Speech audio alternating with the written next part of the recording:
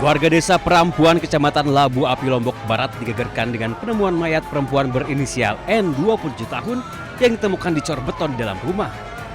Proses evakuasi berlangsung alot dan membutuhkan waktu lebih dari 6 jam karena jasad korban tertimbun cocoran setinggi sekitar 3 meter. Jasad ditemukan tanpa busana dan kondisi tubuh sudah membengkak. Diperkirakan korban sudah meninggal 4 hingga 5 hari sebelum ditemukan. Korban diketahui menjalin hubungan asmara dengan IM, pria yang baru membeli rumah di lokasi penemuan jasad. Kapolres Lombok Barat AKBP Yasmara Harhab mengatakan keluarga korban melapor ke polisi pada 12 Agustus setelah korban hilang sejak tanggal 10 Agustus. Penyidikan kemudian mengarah ke IM yang akhirnya ditangkap di rumah orang tuanya. Jasad korban sudah dibawa ke Rumah Sakit Bayangkara untuk diautopsi. Pihak kepolisian belum berani memastikan kondisi jenazah dalam keadaan hamil atau tidak karena menunggu hasil otopsi. Dari Lombok Barat, Muzakir iNews melaporkan.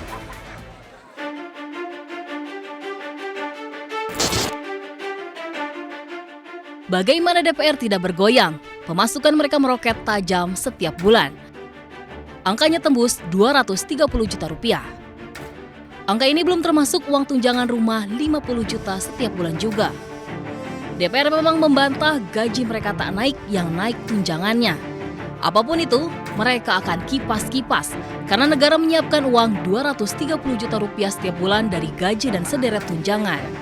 Banyak suara protes karena cuan yang didapat DPR setiap bulan tak sebanding kerjanya. Apalagi kenaikan gaji atau tunjangan atau apapun namanya justru terjadi saat negara sibuk gembar-gembor efisiensi. Coba bandingkan gaji wakil rakyat ini. Gajian satu anggota DPR setiap bulan sama dengan 44 gaji upah minimum Jakarta yang 5 jutaan atau 101 kali UMR Jateng yang cuma 2.100.000. Gajian wakil rakyat melambung 43 kali gaji guru PNS. Bandingkan lagi dengan gajian anggota DPR di luar negeri. Di Amerika hanya 11 kali upah, sementara Inggris cukup 4 kali dari upah minimum warganya. Soal cuan segar per bulan para wakil rakyat membuat warga gang sempit di Jakarta jengkel. Tapi warga tetap saja berharap ada yang peduli nasib mereka. Karena barangkali melihat gajian DPR setiap bulan, warga cuma bisa jengkel sambil sedikit berharap kena cipratan nasib. Dari Jakarta, tim Liputan iNews melaporkan.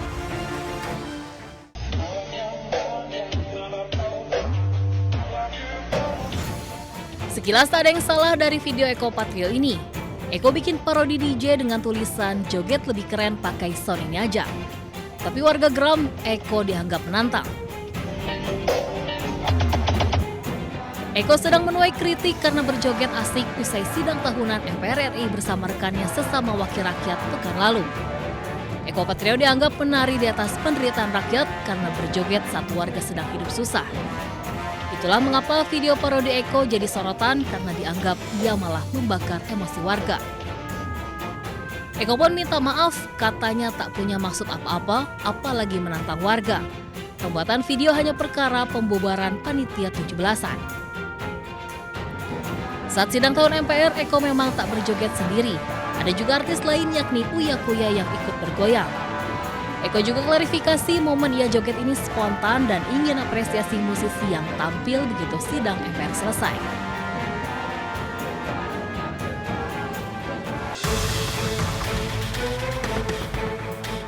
Harga beras terus naik. Beras kualitas bawah 1 yang biasa dikonsumsi masyarakat menengah bawah kini dijual seharga Rp14.700 per kilogram. Naik Rp1.000 dibandingkan awal Januari sekitar Rp13.850 per kilogram. Menurut pedagang, kenaikan harga beras terjadi bertahap dalam 8 bulan terakhir. Sementara beras SPHP Bulog seharga Rp12.500 per kilogram sulit didapatkan. Merespon hal itu, Menteri Pertanian Amran Sulaiman mengakui harga beras sempat naik sedikit. Padahal menurutnya kenaikan Rp1.000 tergolong sedikit dibandingkan Jepang yang sudah mencapai Rp100.000 per kilogram. Sekarang ini baru naik saja sedikit, ribut. Jepang sudah Rp100.000 per kilo, Bu Ketua. Harga beras hari ini. Nah, ini kita jaga. Nggak bisa dibandingkan dengan Jepang, income per kapita kita juga udah lain, Pak. Untuk meredam kenaikan harga, pemerintah menggelontorkan beras SPHP Bulog sebanyak 6.000 ton per hari di 15 provinsi dari awalnya hanya 3.000 ton per hari. Distribusi SPHP akan terus dinaikkan hingga 1 juta ton per hari. Tim Liputan iNews melaporkan.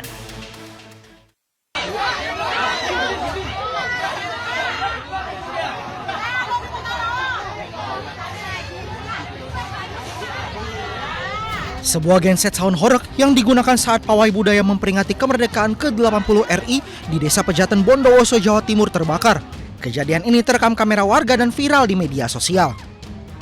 Api yang langsung membesar membuat peserta pawai dan masyarakat panik dan berusaha untuk memadamkan api dengan menggunakan peralatan seadanya. Diduga genset mengalami korsleting akibat cuaca panas di sekitar lokasi hingga muncul percikan api. Api kemudian membesar dan sempat merembet ke beberapa barang di dekatnya.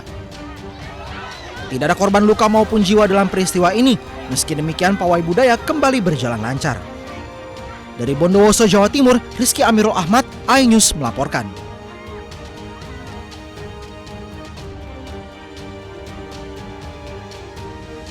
Mobil di depan tuh, Teng. Pepet tuh, Teng.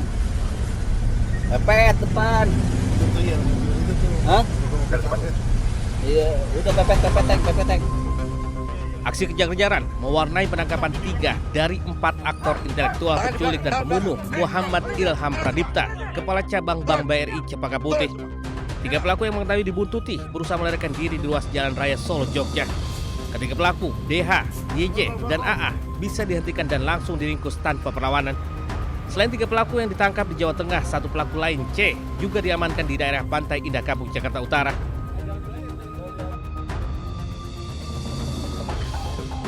Sementara itu, hasil pemeriksaan tim forensik Rumah Sakit Polri Kramat Jati menemukan luka benda tumpul di bagian leher dan dada yang menyebabkan korban kesulitan bernafas. Selain itu, tim juga masih menunggu hasil uji laboratorium apakah terdapat kandungan racun atau tidak pada tubuh korban. Tampaknya tidak bisa dielakkan bahwa ini memang merupakan kejahatan berencana.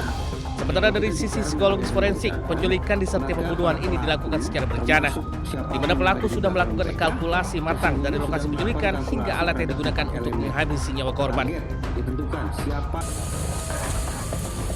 Jenazah Muhammad Ilham Pradipta dimakamkan keluarga di TPU Situ Gede, Bogor, Jawa Barat, Kamis malam lalu. Puluhan pelayat hadir mengiringi prosesi pemakaman. Tangis keluarga juga pecah saat melihat jenazah almarhum diturunkan ke liang lahat. Tim Liputan iNews melaporkan.